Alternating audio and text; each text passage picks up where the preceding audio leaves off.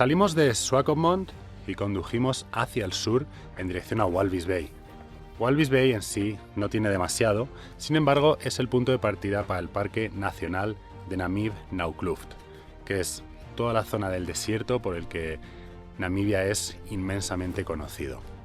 Desde Walvis Bay, como digo, salen dos caminos. Uno que va paralelo a la costa y conduce a la famosa Sandwich Harbour, que es una bahía única en el mundo porque tenemos dunas de 200-300 metros que literalmente terminan en el océano, con lo cual es una imagen absolutamente increíble, totalmente de película.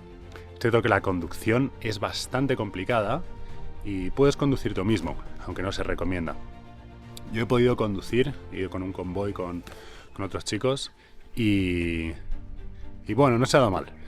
Un par de coches han quedado atascados, pero hemos conseguido sacarlos.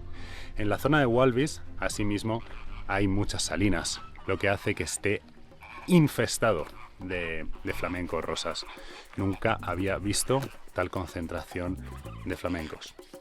Tras eso, he seguido conduciendo, me he entrado ya en el desierto y he llegado aquí, a la entrada del parque. Una vez más, estoy completamente solo.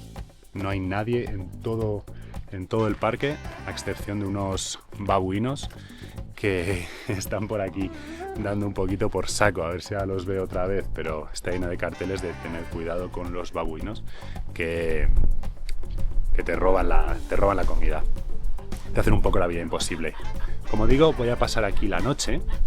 Mañana voy a hacer una ruta de senderismo, un camino que se llama The Olive Trail, y después me voy a dirigir hacia Sossusvlei para ver las famosas dunas, ¿no? La imagen más icónica del país. En el camino por el desierto es cierto que ya no tenemos la fauna a la que tan malamente nos había acostumbrado Namibia hasta ahora. Sin embargo, todavía hemos podido encontrar algunos animales, como podemos ver.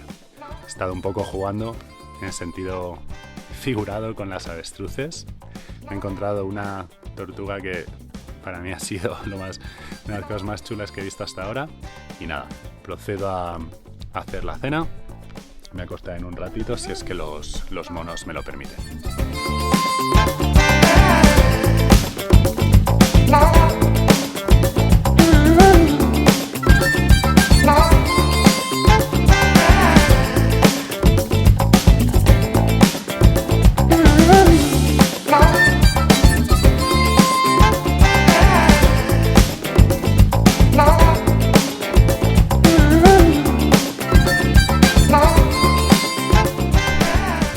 Como dije ayer, he venido a esta zona del Parque de las Montañas para hacer un poco de senderismo. Sin embargo, antes de entrar en materia, quería contaros la anécdota que ocurrió anoche.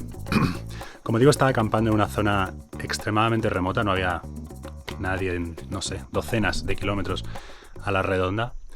Y se echó la noche encima, estaba cenando, escuché un poco de ruido entre mis pies, alumbré con la linterna y vi 2 cucarachas de medio palmo y un escorpión también ahí rondándome por los pies. En ese momento decidí que era el momento de meterme en la tienda porque si ocurría algo estaba jodido, ¿no? Me iba a meter a la tienda, me quité los zapatos y de inicio los iba a dejar fuera. Cuando se me iluminó la bombilla y recordé que el año pasado estando en Colombia, en el desierto, dejé las botas fuera y a la mañana siguiente había una cucaracha dentro de la bota que aplasté con el pie descalzo, ¿no?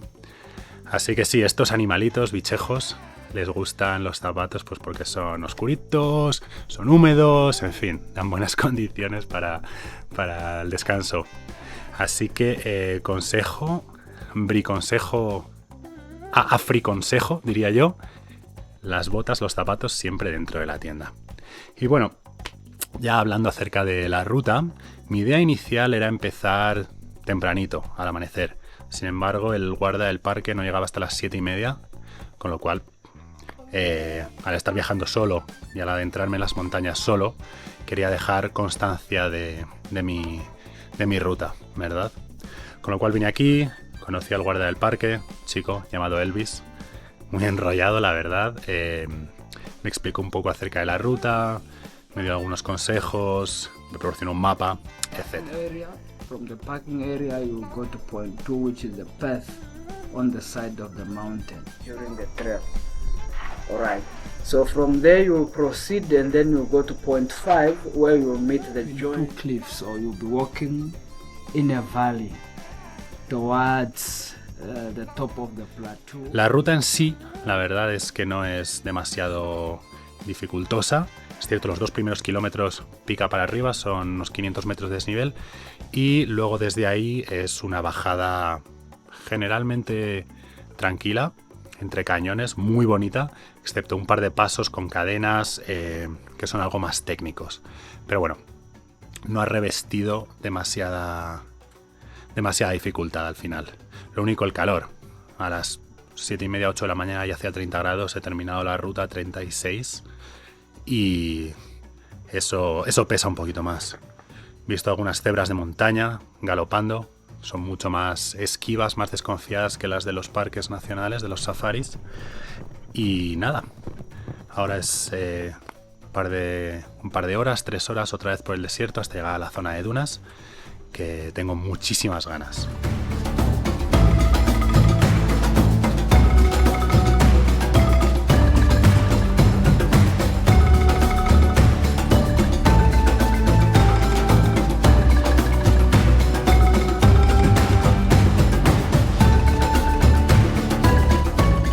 Ya hemos recorrido los 160 kilómetros que separan las montañas de Naukfold de la entrada al Parque Nacional del Namib.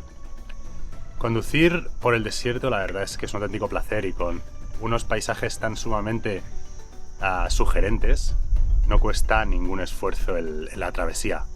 Como tampoco cuesta ningún esfuerzo darle al botón de suscribirse y darle like a este vídeo. Yo te lo agradezco de corazón. Bueno, hemos llegado al desierto. Primeras impresiones muy positivas. Aquí es un lugar en el que el vacío se convierte en algo prácticamente tangible y donde la soledad deja de ser ausencia para convertirse en compañía. El desierto en Namib es tan antiguo como el tiempo mismo. De hecho, es el desierto más antiguo del mundo. Se cree que la arena que forma este desierto fue originada entre 3 y 5 millones de años en el Kalahari. No solo eso, sino que también posee las dunas más altas del planeta, con 300-350 metros.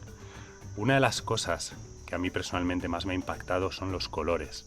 Tenemos estas dunas naranjas, ocres, casi rojas, que sobre todo al amanecer y al atardecer toman este color rojo intenso que contrasta radicalmente con el azul celeste del cielo. Es una imagen increíble. Y es que la verdad yo venía con altísimas expectativas con este parque. El desierto del Namib, que como ya hemos dicho da nombre al país, es el monumento principal. Siempre que buscas acerca de Namibia, lo primero que encuentras son imágenes de este lugar. Pero puedo decir que aunque las expectativas suelen ser siempre fatales consejeras de viaje, en este caso han sido superadas. Este desierto es absolutamente maravilloso. No sé qué tienen los desiertos, además, que a mí personalmente, no sé si es el vacío, no sé si es la ausencia de vida, aunque es cierto que algunas criaturas aquí proliferan, pero siempre te empuja a mirar un poco hacia adentro, a asomarte a tus pensamientos, ¿no? Entonces, siempre que estoy en un desierto, la verdad es que me embargan sentimientos muy interesantes. Otra de las cosas que a mí me ha llamado mucho la atención de este país es la cantidad de tipos de desiertos que existen. Desiertos de arena, de tierra, de roca, de arcilla, sin piedras, con pequeñas piedras, con enormes formaciones rocosas, diferentes grados de vegetación. La verdad es que para mí, personalmente, esto ha sido un choque, ¿no? Porque es evidente que cada ecosistema tiene su cosa, ¿no? Pero aquí particularmente los desiertos tienen una riqueza increíble.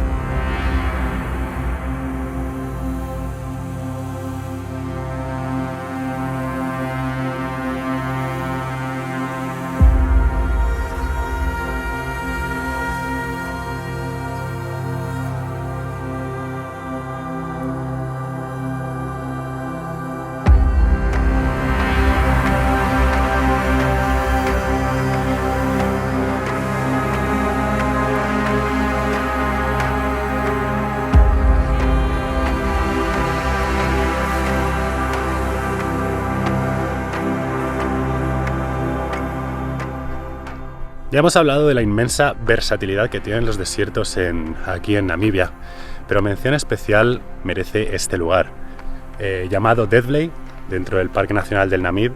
Es una planicie completamente rodeada de dunas, de arena, y hace unos 900 años el río que pasa relativamente cerca de aquí dejó de surtir de agua este área.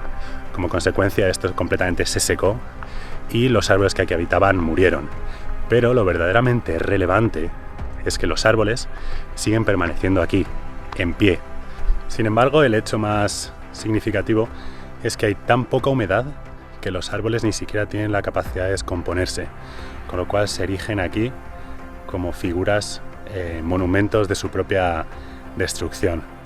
Como digo, no tiene pinta de que van a desaparecer, a no ser que las dunas se los acaben tragando en algún momento.